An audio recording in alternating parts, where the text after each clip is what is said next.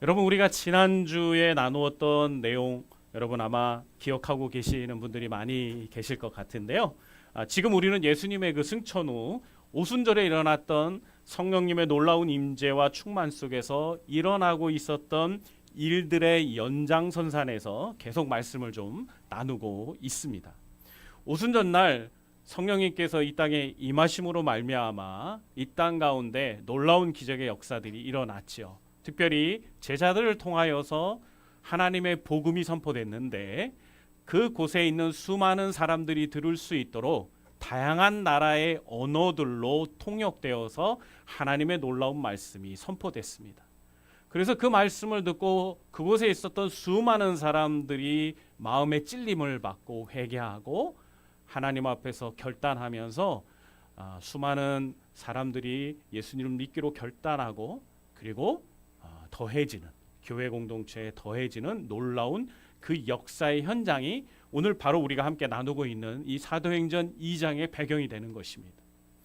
오늘 우리는 이 배경이 되는 이 귀한 말씀을 보면서 우리가 다시 한번 하나님을 믿는 그리고 복음을 받아들인 성도의 삶은 어떠해야 되는지에 대해서 우리가 오늘 한 번 더 교훈받기를 원합니다.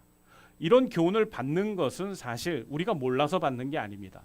우리 너무나 잘 알고 있습니다. 저도 이 말씀으로 교회에서 설교를 한 지 벌써 한 3-4번은 된 것 같아요. 그러니 여러분들이 아마 이 초대교회의 원형의 모습이라고 할 수 있는 오늘 본문의 그 내용은 여러분이 이미 여러 번 들었고 잘 알고 있는 말씀이라고 생각이 됩니다. 그런데 잘 안다고 해서 우리가 그대로 행하지 못하는 연약함들이 있기 때문에 오늘 이 말씀을 다시 한번 보면서 우리가 어떻게 살아야 하는지, 어떻게 복음을 받아들인 그리스도인으로서 어떤 모습을 우리가 목표로 살아야 하는지를 다시 한번 도전받는 것은 우리에게 매우 큰 유익이고 도움이 된다고 생각이 됩니다. 그렇기 때문에 오늘 우리가 이 말씀을 좀 천천히 나눠보기를 원하는데요. 먼저 우리가 한 가지 전제를 좀 가지고 가기를 원합니다. 오늘 이 말씀을 볼 때 우리는 굉장히 공동체적인 중심으로 이 말씀을 볼 겁니다. 우리가 이 말씀의 교훈들을 적용할 때도 그렇고 볼 때도 그렇고 공동체적인 관점에서 볼 거라는 얘기예요.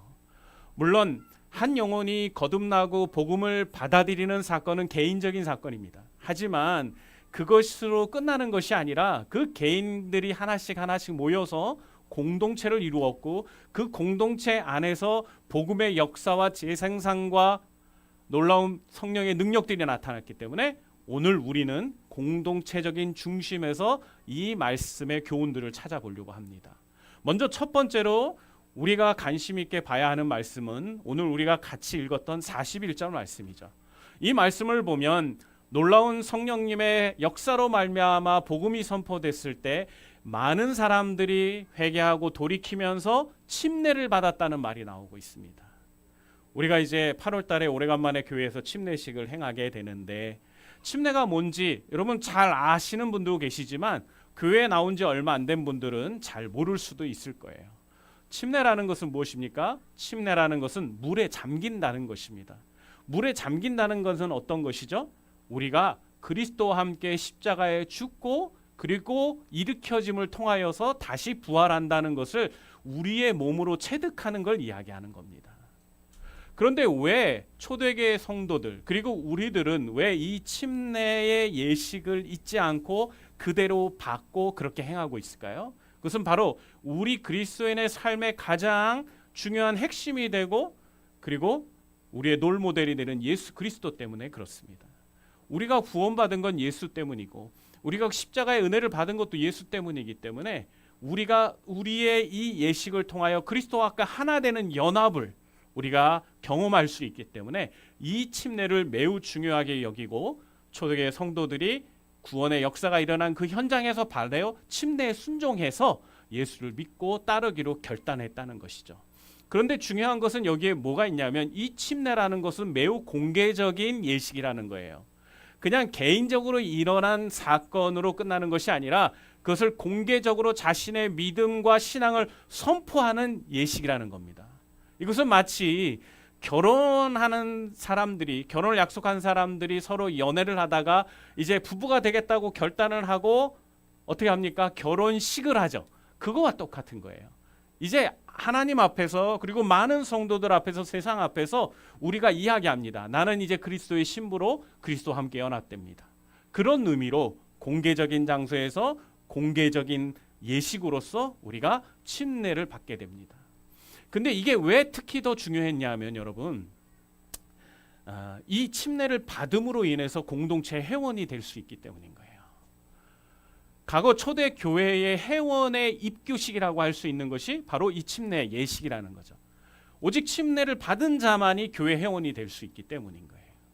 그것이 지금도 이 교회들 가운데도 동일한 그런 조건들을 가지고 있습니다. 그래서 교회 정관이라고 할 수 있는 거 보면 침례를 기준으로 해서 회원과 비회원을 기준으로 나누게 되어 있습니다. 그만큼 이 침례라는 예식이 우리가 가지고 있는 분명한 신앙을 고백하는 매우 중요한 요소가 된다는 거예요. 특별히 초대교회 때는요, 이 침례를 받는다는 게 굉장한 결단을 필요로 했어요. 왜냐하면 그 당시에는 이제 기독교가 처음 출범했을 때잖아요. 그러면 대다수의 사람들은 뭘 믿고 있었죠? 유대교를 믿고 있었죠. 여호와를 믿었지만, 하나님을 믿었지만 그들은 모세오경의 하나님, 율법 중심의 하나님만 믿고 있었어요. 그리고 메시아이신 예수 그리스도를 받아들이지 못하고 있었다는 거죠. 그런데 이 침례를 받으면 어떻게 되나요? 자기는 이제 예수 그리스도를 메시아로 인정한다는 고백이 되는 거예요. 그래서 이것은 매우 굉장히 중요한 고백이었고, 이 침례를 받는다는 것이 굉장히 결단이 있고 용기 있는 선택이었다는 겁니다. 지금도 사실 구원받고 나서 내가 사람들 앞에서 침례를 받기로 결단하고 사람들 앞에서 그런 공개적인 예식을 하고 간증을 하는 게 어떤 사람들에게는 되게 불편하고 또 무섭고 때로는 두렵고 그런 과정들입니다. 저 역시도 제가 기억을 하기에는 제가 구원받고 침례를 받을 때 시간이 상당히 필요했던 기억이 나요. 한 6개월 이상을 침례 받는 걸 좀 더뎌했던 것 같아요. 분명히 내가 예수님을 내 구주와 주님으로 믿었는데도 왠지 모르게 공개적으로 사람들 앞에서 내 신앙을 드러내고 내 믿음을 고백한다는 게 결코 쉬운 결정이 아니더라고요. 하지만 그러한 부분들을 결정하고 영광스러운 주님과 연합되는 이 침례 예식을 경험하면서 내가 정말 하나님과 함께, 주님과 함께 이 세상을 살아가고 주님과 한 몸이 되었구나는 걸 느낄 수 있어서 너무 큰 기쁨이 되고 복된 그런 예식이었던 기억이 납니다. 아마 우리 8월에 이 침례 예식에 참여하는 우리 성도들도 아마 그런 동일한 은혜를 경험하게 될 거라고 믿는데요. 이러한 예식들을 통하여서 우리는 공동체의 한 회원으로서 공식적으로 소속이 되는 것입니다. 그래서 우리 복음을 받아들인 성도들은 침례를 받는 것을 어려워하지 않고 결단하면서 받게 되는 것입니다. 뿐만 아니라 우리 41절 말씀 한 번만 더 읽어볼까요? 시작. 침례를 받음에 이날은 신도의 수가 3천이나 더하더라. 제가 여기서 한 가지 이야기를 더 하고 싶은 게 있어요. 여러분들이 다 성서 침례 교회 안에서 침례 교회 안에서 자란 분들도 있지만 다른 배경 가운데 교단 배경에서 자란 분들도 있잖아요. 그런 분들은 아마 지금 우리가 가지고 있는 성경에도 그렇게 표현되어 있지만, 여기는 침례라고 나와 있지만 여러분의 성경에 뭐라고 나와 있죠? 세례라는 말이 나와 있어요. 그래서 이것을 보면 혹시 이게 다른 게 아닌가라고 생각하실 수도 있거든요. 다른 부분이 있어요. 형식이 다릅니다. 이 예식에 참여하는 형식이 달라요. 세례는 목사님들이 이렇게 뭐랄까 이거를 이렇게 표현할까요? 성수라고 할 수 있는 거룩한 어떤 물을 가지고 성부와 성자의 성령으로 물을 이렇게 묻혀주는 것을 통하여서 침례를 받게 됩니다. 세례를 받게 됩니다. 근데 그 의미는 동일한 거예요. 예수 그리스도가 그 십자가에 죽고 부활의 의미는 동일한 겁니다. 그런데 왜 그렇게 하냐면 여러분이 아시겠지만 우리 교회만 해도 여러분 침례탕이 없잖아요. 그렇죠, 여러분? 침례를 받기 위해서 우리가 어디로 가죠? 이번에 저희들이 이제 개울가로 가서 침례를 받는데 과거에 우리 교회에서 침례 받은 분들은 다 장소가 조금 다릅니다. 어떤 분은 바다 한가운데서 해운대 앞바다에서 받은 분도 계시고, 어떤 분은 어떤 개울가에서 받은 분도 계시고, 어떤 분은 수영장에서 받으신 분도 있어요. 기억나죠, 상근 형제? 네, 다 달라요. 네, 그렇게 침례를 받기 위해서 물이 좀 필요한데 그런 곳에 가서 받는다는 게 쉬운 일이 아닌 거죠. 이 당시나 또 과거 좀 어려운 때, 특별히 이 세례 예식이 생겨난 것은 이제 전쟁의 어떤 위기 속에서 구원의 증표로서 이 침례 예식에 순종하기를 원하는 사람들을 돕기 위해서 이 전쟁의 포화가 떨어지는 곳에서 이제 그 예식을 행하기 위해서 이런 간략한 약식, 이런 예식이 나왔기 때문에 이것을 그대로 인정하고 있는 겁니다. 그래야 교회 안에서 언제든지 수많은 성도들이 함께 하는 곳에서 성도들의 축복을 받으면서 그 예식에 순종할 수 있으니까 그렇게 하는 겁니다. 그런데 그 의미를 잘 살리려면, 그 의미를 그대로 느끼려면 어떻게 된다고요? 물에 빠졌다 나오는 게 제일 좋겠죠. 왜냐하면 실제로 죽고 부활하는 그 잠기다라는 어원이 있기 때문에, 그리고 실제로 이 신약 시대 때 모든 성도들이 받았던 침례는 그 요단강이나 이런 강에서 물 속에 잠겼다가 나오는 침례였기 때문에 우리 침례교는 그걸 굉장히 중요하게 여겨서 세례가 아닌 침례를 행하고 있는 것입니다. 조금 불편하죠. 좀 멀리 가야 되기도 하고 우리 성도들 모두가 한 사람을 위해서 움직여야 되는 번거로움이 있습니다. 하지만 우리 모두가 그걸 번거롭게 생각하지 않죠. 축복된 일이라고 생각을 합니다. 그래서 우리가 함께 가서 우리가 함께 축하하고 축복하는 그런 기쁨의 예식을 우리 공동체 가운데 행하게 되는 겁니다. 그래서 그것이 여러분 우리 그 침례에 순종하는 사람에게 유익이 될 뿐만 아니라 우리 모두에게도 감동이 되는 겁니다. 그걸 보면서 내가 받았던 침례의 의미를 생각을 하고 나를 구원하신 예수 그리스도의 그 십자가의 은혜를 다시 한번 우리가 경험하면서 우리의 첫사랑을 회복하고 다시 한번 나의 신앙을 예수 앞에 세우는 그런 놀라운 시간이 되는 것입니다.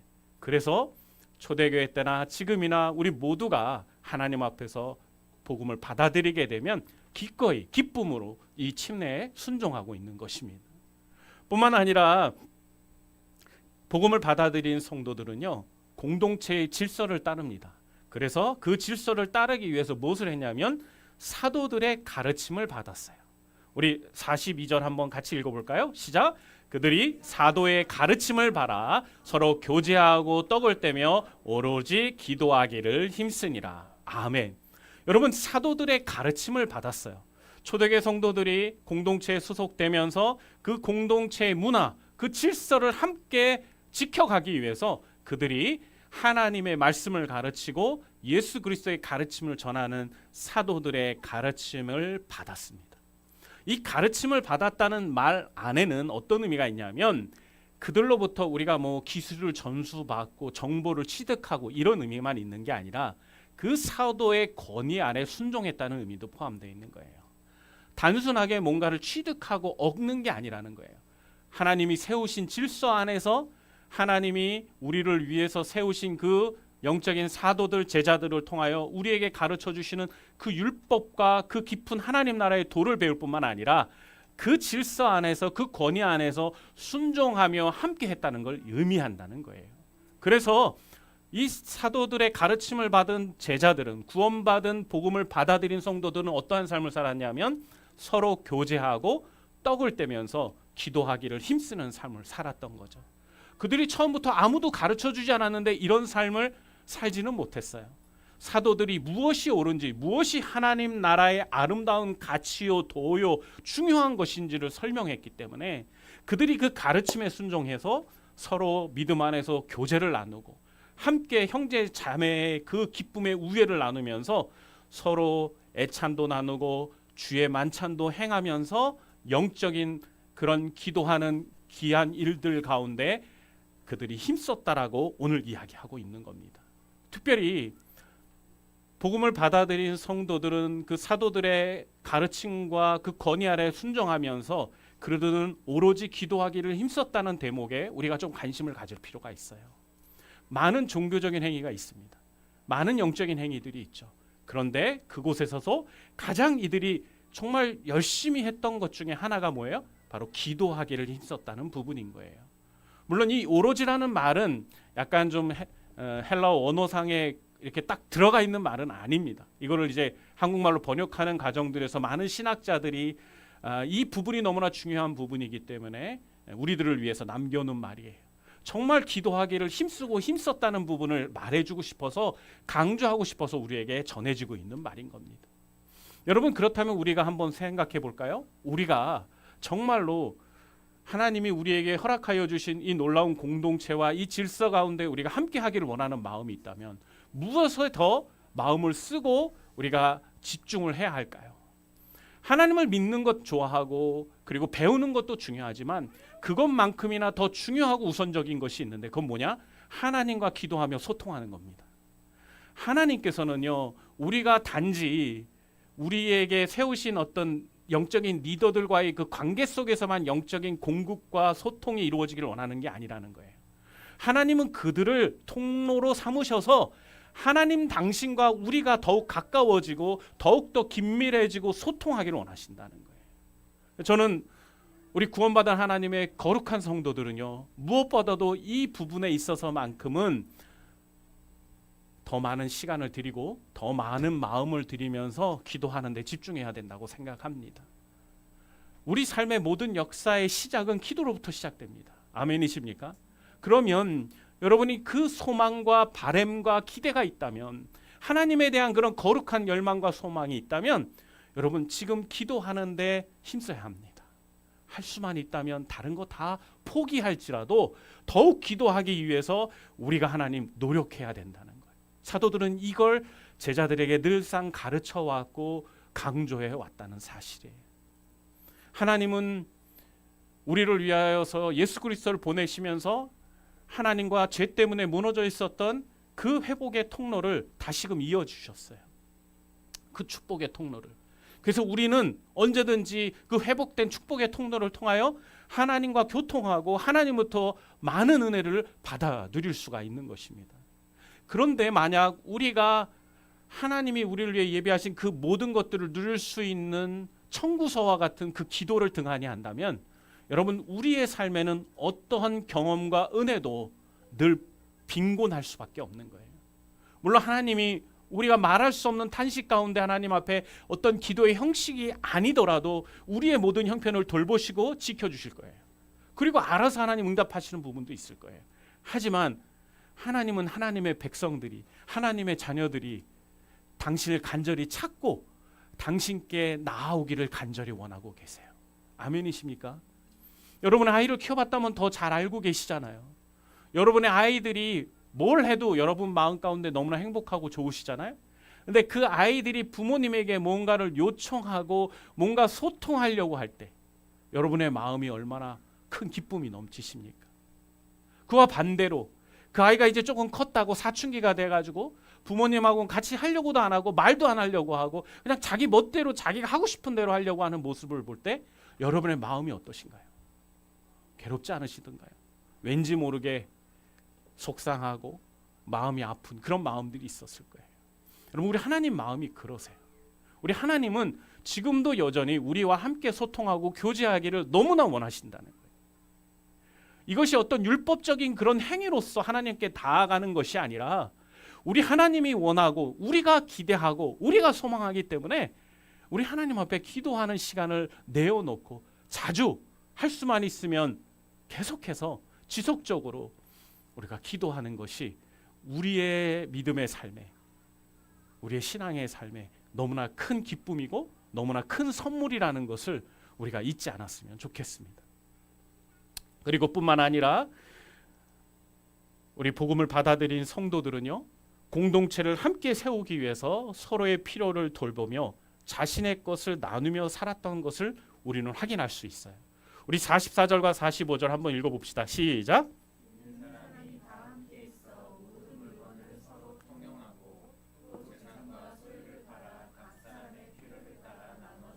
아멘. 여기까지만 이야기를 하겠습니다. 여러분, 이 44절 말씀 다시 한번 보세요. 믿는 사람들이 다 함께 있어 뭘 했다 그러죠? 모든 물건을 서로 나눴다라고 이야기하고 있어요. 서로 아낌없이 자신의 것을 나눠주고 그리고 베풀어 줬다라고 이야기하고 있습니다. 여러분, 이 얼마나 멋진 공동체의 모습입니까? 우리가 이런 공동체가 내가 속해 있는 공동체인 것을 알게 될 때 우리가 느낄 수 있는 그 기쁨과 감사는 이루 말할 수 없을 거라고 생각을 합니다. 그런데 예수를 믿었던 우리 과거의 믿음의 선배님들은 그러한 일들을 하면서 서로를 필요를 채우는 삶을 살았다는 거죠. 우리 안에 자연적으로 예수 그리스도의 복음이 들어오고 우리가 예수 그리스도를 통해서 우리 안에 사랑이 풍성해지기 시작하면 우리는 어떻게 됩니까? 우리 안에 있는 것을 나누고 싶어집니다. 내게 주신 것이 너무나 감사한 것이기 때문에 나만이 아니라 누군가에게 나눠주고 도와주고 그들의 필요를 채워주고 싶은 마음이 우리 가운데 자연스럽게 생겨나는 것이에요. 이러한 모습들은 제가 볼 때 억지로 이루어진다고 될 수 있는 게 아니에요. 여러분의 재산과 소유물을 팔아서 다른 누군가의 필요를 채운다는 것 쉽겠습니까? 이때요, 성도들의 수가 이렇게 적은 게 아니에요. 우리가 눈으로 보면 이렇게 알 수 있는 성도들이 숫자가 아니라요. 하루에 3,000명이 구원받았으면 일주일만 지났어도 여러분 얼마나 많은 사람들이 하나님을 복음을 받아들이고 함께 공동체를 이루었겠습니까? 그들 가운데 그 수많은 필요들을 위해서 성도들이 정말 자발적으로 자신의 것을 나누는 그런 풍성한 식탁의 그런 모습들을 이들이 보여주고 있다는 말입니다. 이것이 지금 초대교회뿐만 아니라 지금 우리의 교회들이 회복해야 되는 진정한 모습이라고 생각합니다. 감사한 것은 우리 교회가 그러한 모습을 갖고 있다는 거예요.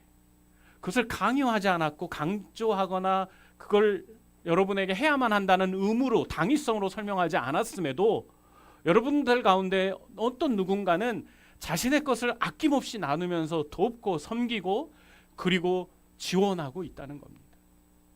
오늘 아침에도 우리 어떤 한 형제에게 제가 뭘 하나를 좀 어렵게 부탁을 좀 드렸습니다. 물론 기도하는 마음 가운데 하나님이 주신 마음이 있어서 제가 부탁을 좀 했는데 한번 기도해 보라고 저는 얘기를 했어요. 아마 바로 결정하기 너무 어려울 것 같아서.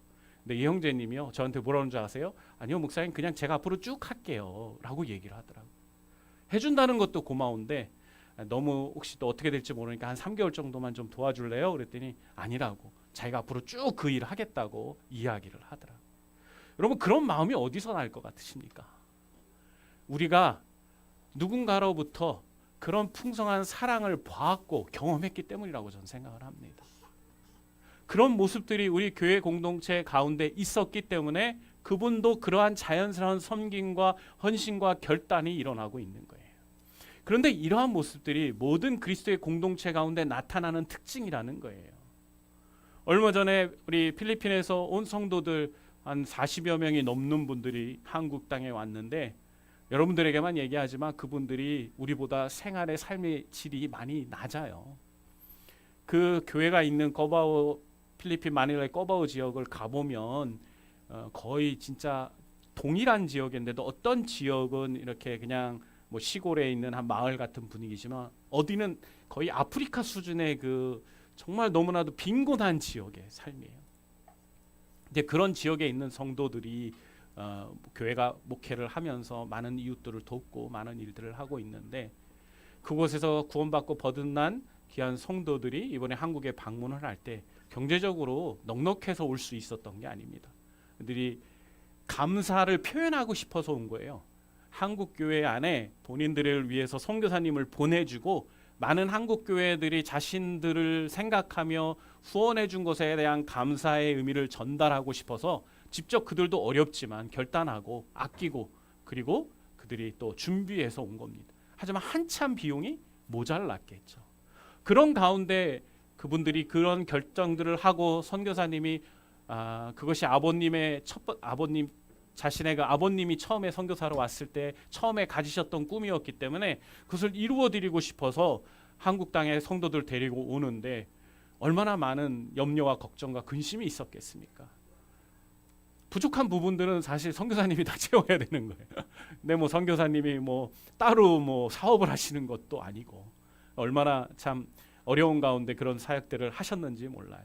근데 그런 일들을 이야기를 듣고 우리 한국에 있는 교회들은 목사님들은 이제 이분들의 그런 의도와 그런 목적을 잘 아시는 분들은 이분들 적극 돕기를 원하셨어요. 근데 또 어떤 분들은 그런 부분들이 잘 안 되는 분들도 있고. 하지만 중요한 것은 그런 마음을 함께하는 십시일반하는 그 교회 공동체들이 있음으로 말미암아 풍성하게 그 필요들이 채워져서 무사히 아무도 다치지 않고 안전하게 모든 여정을 마치고 갈 수 있었다는 거죠. 전 참 의미가 있다고 생각합니다. 우리 한국교회 성도들을 생각을 해도, 한국에 있는 많은 교회들을 생각을 해도, 이 선교지에 있는 교회가 성장하고 아름답게 세워져서 그들이 한국에 와서 교회에게 감사 인사를 드리고, 우리 교회도 사실은 오려고 했지만 그 인원이 다 오고 싶어도 올 수 있는 장소가 없어서 못 온 겁니다. 네.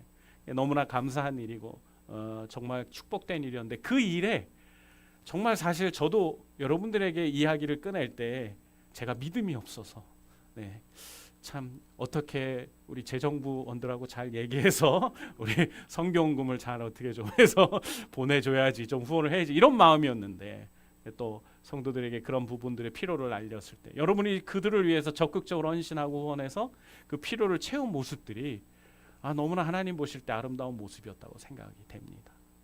그게 진짜 여러분 제가 생각할 때 복음을 받아들이고 구원의 은혜를 경험한 사람들의 모습이고 공동체의 모습이라고 생각합니다. 이것뿐이겠습니까? 여러분들이 계속해서 이 작은 교회에서 여러분이 섬기고 후원하고 돕고, 우리 성도들 가운데 병약한 성도들의 가정을 위해서 지금 벌써 한 5년 이상을 매월 사랑의 헌금으로 섬기고 있는 성도들 가정이 있습니다. 그것만 봐도 하나님이 너무나 여러분들을 자랑스러워하고 기뻐하실 거라는 생각이 들어요. 여러분, 그게 진짜 우리가 평생 동안 잃지 말고 지켜가야 하는 교회의 참 모습이라고 생각합니다. 오늘 사도행전에도 그 모습을 보여주고 있고 우리 교회도 그 모습을 가지고 있어요. 저는 이거 우리 평생의 다른 어떤 것들보다도 더 중요하다고 생각합니다. 우리가 더 넓은 예배당 못 가져도 괜찮습니다. 네, 괜찮아요. 하지만 우리가 누군가의 필요가 있을 때, 우리 성도들 안에 공동체 가운데, 또 우리의 공동체를 넘어서서 우리의 이웃들이 필요가 있을 때, 여러분 우리가 할 수 있으면 우리가 그 사랑의 베품과 헌신을, 나눔을 잊지 않는 공동체가 되었으면 좋겠습니다. 그것을 하나님이 정말 기대하고 계시고, 진짜 이 땅에 많은 주님의 교회들이 잊지 않고 갇혀가고 잃어버리지 않아야 할 가장 중요한 핵심이라는 것을 여러분이 다시 한번 말씀드리고 싶습니다. 우리가 이 소중한 것을 지켜가기 위해서 우리가 결단하고 나눠야 합니다. 아멘이십니까? 네. 그러길 때 하나님이 우리 교회의 또 필요도 돌보시고 우리의 가정도의 필요도 돌보실 거라고 저는 확신합니다. 이제 마지막으로 여러분, 우리 초대교회 성도들은요, 복음을 받아들인 성도가 되어서 그들이 어떻게 했냐면 공동체의 영광을 위해서 늘 모여 예배하고, 그리고 애찬과 거룩한 성도들 간의 교제를 하기 위해서 힘썼습니다. 그들이 늘 모였습니다. 집에서뿐만 아니라 성전 주변에 어떤 마가의 다락방과 같은 그 성도들이 함께 모일 수 있는 장소에 그들이 늘 모이기를 힘썼어요. 그리고 모여서 뭐 했을까요? 모여서 예배했습니다. 하나님이 주신 그 은혜를 기억하면서 그들이 평생 동안 열심히 예배하는 데 집중했어요.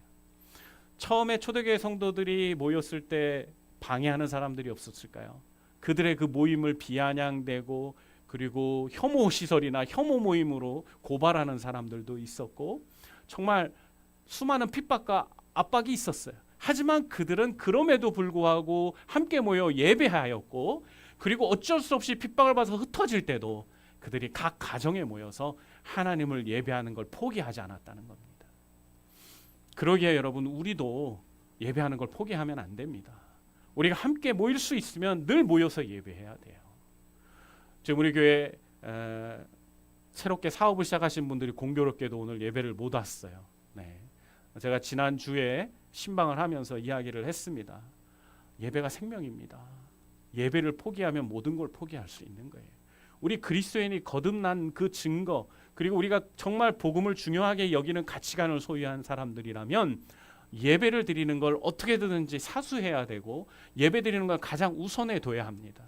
결단하세요 라고 권면을 했을 때, 지금 우리 결단을 하고 준비를 하고 있습니다. 그래서 아직 이제 시작했지만 알바생을 좀 찾아서 주일날 이렇게 맡길 수 있도록, 오전에 문을 완전히 닫는 거는 현실상 어려워서 알바생에게 이렇게 예배를 드리는 동안에는 오픈을 좀 할 수 있도록 부탁을 하고 예배드리러 오겠다고 지금 결단을 하고 있는 그런 상황 가운데 있습니다. 너무나 귀한 결단인 것 같아요. 여러분들이 그 상황에 됐을 때 여러분이 그렇게 할 수 있는 게 얼마나 어려운지 여러분 아셔야 합니다. 그래서 저는 여러분에 이렇게 부탁을 하고 싶어요. 그런 어려운 가운데 예배 드리러 오기로 결단하고 한 성도들, 그리고 여러분들 가운데서도 각자의 그런 형편과 상황들 속에서 오늘 이 예배를 드리러 오는 게 쉽지 않은 분들이 있었겠죠. 여러분이 아시겠지만 우리 교회 자매 하나는 어제 늦게까지 밤에서 알바하다가 오늘 밤새고 예배 드리는 곳입니다. 이게 벌써 몇 개월째 지속이 되고 있죠. 그런 가운데서도 이 예배를 너무나 중요하게 여겨서 예배 드리는 그 자리를 사모해서 이 자리에 나와 있어요. 여러분, 그런 분들에게 우리가 따뜻한 격려와 사랑과 위로를 전해야 합니다. 그리고 우리가 함께 도전해 줘야 합니다. 그리고 우리가 함께 더욱 뜨거운 예배를 하나님께 올려드려야 합니다. 우리가 정말 이 예배 시간을 통하여 영적인 공급과 은혜가 우리에게 경험되지 않으면 여러분 어디 가서 이런 큰 은혜와 도전을 받을 수 있겠습니까? 물론 내가 매일 개인적으로 하나님 말씀을 읽고 기도하는 시간들을 통하여서도 하나님 우리를 만나주시고 감동을 주시겠지만 우리가 함께 공동체를 이루어 예배하는 그 순간에는 거기만의 특별한 은혜가 있는 거예요. 거기서만 누릴 수 있는 은혜가 있는 겁니다. 여러분, 이러한 은혜들이 우리에게 너무나 필요합니다. 그렇기 때문에 우리가 이 공동체를 더 소중히 여기고 우리가 함께 예배하는 데 힘써야 하고, 그리고 어디에 가든지 어디에 있든지 간에 우리가 하나님을 예배하는 것을 절대로 포기할 수가 없는 겁니다. 다른 건 다 때가 있고 기한이 있어요. 근데 여러분, 예배는 기한이 없어요. 우리가 영원히 하나님 앞에 드리는 겁니다. 이 땅의 삶을 마감해도 우리는 천국 가서 뭐 할까요? 예배합니다, 여러분. 그러니 우리는 이 예배가 얼마나 중요한지를 알아야 돼요. 이 예배가 우리 그리스도인의 복음을 받아들인 성도들의 삶의 질을 결정하는 거예요. 저는 하나님이 우리를 이렇게 불러오셔서 교회를 이루게 하시고 이 멋진 공동체를 세우는 일에 우리를 하나님 사용하시는 것에 늘 감사하면서 이 교회가 정말 하나님이 기뻐하시는 그런 복음적이고 순수한 공동체로 계속 세워질 수 있도록 우리가 늘 기도하고 함께 노력해 갈 수 있었으면 좋겠습니다. 얼마나 많은 사람이 모이느냐가 중요한 게 아니잖아요. 이 자리에 하나님의 임재가 있느냐가 중요한 거예요. 이 자리 가운데 하나님이 기뻐할 수 있는 예배가 드려지고 있느냐가 중요한 거잖아요. 우리 각 사람이 만약 그런 온전한 예배자로 서 있다면 하나님은 이곳에도 함께 계시는 겁니다. 그래서 그것을 통하여 우리에게 회복의 역사가, 우리에게 더욱더 도전의 역사가 일어나서 우리가 세상에 나아가서 하나님의 이름을 증거하고 하나님의 영광을 드높일 수 있는 그러한 은혜와 연료와 그런 자양분들이 바로 오늘 우리가 드리는 예배를 통하여 이루어진다고 믿습니다.